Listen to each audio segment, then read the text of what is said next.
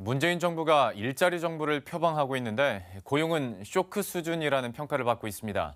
특히 제조업 일자리가 한 달 사이에 12만 5천 개나 사라졌습니다. 양질의 일자리를 만들어내는 제조업 일자리를 중심으로 고용에 대한 이야기 나눠보도록 하죠. 권순우 기자 나와 있습니다. 고용 쇼크라는 얘기 요즘에 많이 하지 않습니까? 상황이 얼마나 안 좋아진 겁니까? 최근 논란이 되고 있는 지표는 그 통계청이 발표한 7월 고용 동향 지표입니다. 7월에 신규 취업자 수는 5천 명을 기록했는데요. 그 작년에 7월 한 달 동안 30만 명의 일자리가 생겨난 것에 비하면은 5천 개는 굉장히 적다는 평가를 받고 있습니다. 2016년에도 한 25만 명 정도가 일자리를 얻게 됐습니다. 그래서 지난해 한 25만 명 정도 수준을 기록하고 있던 취업자 증가폭이 올해는 한 10만 명 안팎으로 떨어진 이후에 7월에는 결국 5천 명 수준까지 떨어졌습니다.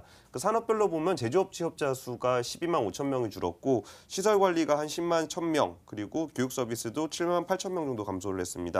통계청은 자동차와 조선의 구조조정이 진행되면서 제조업 분야의 일자리가 많이 줄었다고 설명을 하고 있는데요. 그 6월 현재 그 제조업 생산은 전월보다 0.8% 감소했습니다. 그중에 이제 자동차가 큰 폭으로 반도체가 한 11.2% 큰 폭으로 증가를 했는데 나머지 그 자동차라든지 그 조선을 포함한 기타 운송 장비도 한 24.3% 정도 감소를 했습니다. 그래서 자동차 조선이 뭐 경기가 안 좋다는 건 어제 오늘 이야기가 아닌데 앞으로 회복될 기미도 잘 보이지 않는 것 같아서 좀 답답한 상황입니다. 그 조선 같은 경우에 현대중공업은 지난 20일 해양 공장을 폐쇄를 했는데요. 무려 4년 동안 수주를 한 건도 못했습니다.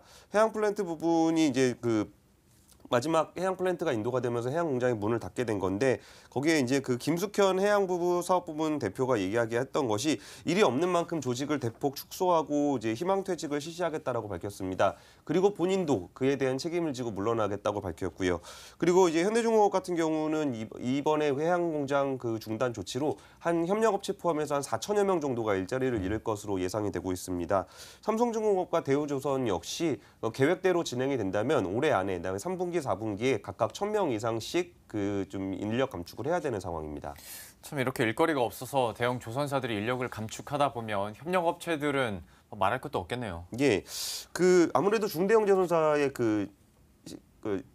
회사 직접 일하시는 분들은 아무래도 노조의 보호도 좀 받을 수 있고 하는 측면이 분명히 있습니다. 근데 조선업 일자리가 얼마나 많이 줄었는지를 살펴보려면 좀 더 긴 시계열로 보면 좋은데요. 2015년에 그 중대형 조선업 일자리가 20만 3천 명 정도가 고용이 돼 있었는데 2017년, 2018년을 거치면서 반토막이 났습니다. 10만 명밖에 좀 고용을 못 하고 있습니다. 그리고 조선사 같은 경우는 이제 수주를 많이 하려면 아무래도 가격 경쟁력이 좀 있어야 되잖아요. 근데 중국이 워낙 세게 따라오고 있으니까요. 근데 가격 경쟁력을 또 이렇게 높이기 위해서는 인력을 감축해야 되는, 그러니까 일자리가 생기려면 경쟁력이 있어야 되고 경쟁력을 갖추려면 인력을 감축해야 되는 그런 딜레마 상황에 빠지고 있는 겁니다. 참 이렇게 조선업종 얘기를 해봤는데 자동차도 만만치가 않지 않습니까? 자동차 만만치 않죠. 한국GM 군산공장이 폐쇄가 되면서 이미 고용 감소는 시작이 됐는데 이쪽 상황은 현재까지는 어떻습니까? 그러니까 7월까지 보면은 자동차 생산이 한 9% 정도가 줄었습니다. 내수 시장은 그나마 한 2% 정도 줄어드는 수준에서 선방을 했는데 수출 부분은 이제 140만 대로 한 9% 정도가 줄었습니다. 중국 시장에서 한국 자동차 기업의 점유율이 12.7%에서 6%로 반토막이 나 있는 상황이고 미국 시장 점유율 역시 8년 만에 최저치를 지금 기록하고 있습니다. 심지어 그 내수 시장에서 역시 요새 수입차 많이 눈에 보이시죠? 내수 시장 점유율이 최근 한 2011년 이후에 2배 넘게 올라가 있는 상황입니다. 자동차는 일자리에 미치는 영향이 굉장히 큰 산업인데요. 그래서 한국GM 같은 경우에 군산 공장 폐쇄로 거기 한 2천여 명 정도가 이제 거기서 일을 하고 있었는데 협력업체는 오히려 12,000명의 일자리가 사라질 정도로 좀 일자리 파급 효과가 굉장히 큰 상황입니다. IT는 어떤지 궁금합니다. 반도체 같은 경우에 수출 측면에서는 계속 그래도 유일하게 호조를 보여주고 있는데 고용 측면에서 보자면 어떻습니까? 근데 반도체 공장 영상 보시면 알겠지만 별로 일하는 사람이 별로 없죠. 그러게요. 깨끗하기만 하고. 그 반도체는 워낙 좀 좋긴 합니다. 반면에 이제 IT 기술 전반으로 살펴보게 되면은 스마트폰 같은 경우에 중국 시장에서 한국산의 점유율이 2013년 20% 정도 수준이었는데 이게 1.7%까지 폭락을 한 상황이에요. 세계 시장 점유율 역시 한 22%에서 19%로 감소를 했고요. 근데 그나마도 더 큰 문제는 그조차도 한국에서 안 만들고 있다는 거예요. 그러니까 우리나라 스마트폰의 91.4%, 그냥 거의 모든 스마트폰이 해외에서 지금 생산이 되고 있습니다. 그래서 IT업 자체가 좀 경기가 좋은 거는 맞지만 일자리 부문에서 기여하는 부분은 좀 약하다고 볼 수 있을 것 같습니다. 참 반도체 부분이 잘 나가 나간다고 해도 고용 측면에서는 그렇게 큰 도움은 못 되고 있다 정도로 정리를 할 수 있을 것 같은데 이렇게 전체적으로 제조업 분야에서뿐만이 아니라 전체 경제에서 고용이 이렇게 위축되고 있는 이유는 어디서 찾아볼 수 있을까요? 그러니까 이게 일종의 착시 효과에 대해서 좀 직시할 필요가 좀 있어요. 예. 우리나라 경제 성장률 2분기 기준으로 한 2.9% 정도로 꽤 높은 수준입니다. 근데 보통 성장이 잘 되면 고용이 이제 자연스럽게 따라간다라고 생각을 하기 때문에 성장을 중심으로 경제 정책을 끌고 가는 경우가 굉장히 많아요.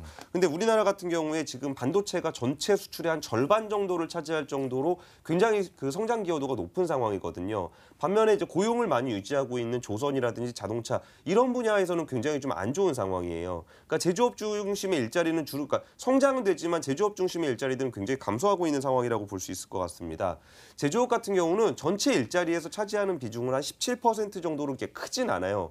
근데 제조업을 생각하시면 대부분 아시겠지만 숙련도에 상관없이 꽤 높은 수준의 임금을 주고 있고 대부분 또 정규직으로 많이 고용을 하고 있습니다. 그래서 이제 제조업 전체를 보게 되면 평균 한 90% 정도가 좀 정규직으로 고용이 되고 있는 상황입니다.